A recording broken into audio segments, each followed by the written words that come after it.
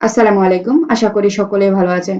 কখনো কখনো আমরা ফটোশপে কাজ করার পর যখন সেভ করব, জেপিজি বা পিএনজি ফাইলে সেভ করতে গেলে আমরা জেপিজি পিএনজি ফাইলের অপশনটা পাই না। আমরা সেভ এস থেকে সেভ করতে গেলে পিএসডি ফাইলে আমাদের সেভ করতে হয়। আমরা ওই যে জেপিজি ফাইলটা পাই না। তো আবার দেখা গেছে যে আমরা যখন জেপিজি পিএনজি ফাইলটা পাই না তখন সেভ এ কপি এখানে গেলেই কিন্তু আমরা জেপিজি পিএনজি ফাইলটা পেয়ে যাই। এটা কি পার্মানেন্ট সলিউশন? আসলে তো এটা পার্মানেন্ট সলিউশন না। তো আমরা কিভাবে পার্মানেন্ট সলিউশনটা করব, তার জন্য আজকে সেটাই দেখব। তো আমি একটু সেভ এজে যাই।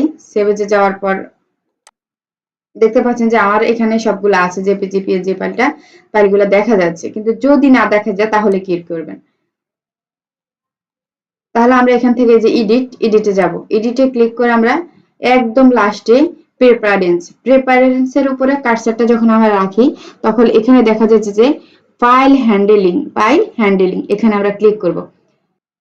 ক্লিক করার পর এখানে যে সেভ এজ একটা অপশন দেখা যাচ্ছে, এখানে টিক মার্কটা নেই।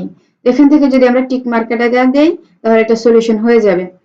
তো আমার এই ফটোশপের মধ্যেও কখনো আমি সেভ এজে গেলে পিএনজি জেপিজি ফাইল দেখতে পাই, কখনো দেখতে পাই না। কারণ হচ্ছে আমার এখানে এটা টিক মার্ক দেয়া নেই।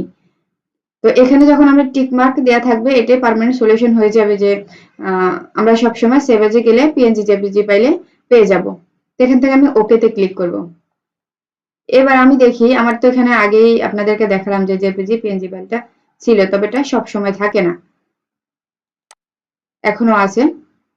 তো আশা করি বুঝতে পেরেছেন। আজকের ভিডিওটি এই পর্যন্ত। যদি ভিডিওটি ভালো লেগে থাকে অবশ্যই চ্যানেলটিকে সাবস্ক্রাইব এবং বেল আইকন অলে ক্লিক করে পাশে থাকবেন, তাহলে নেক্সট ভিডিও আপলোড করার সাথে সাথেই পেয়ে যাবেন। আমার সাথে এতক্ষণ পর্যন্ত থাকার জন্য আপনাদের অসংখ্য ধন্যবাদ।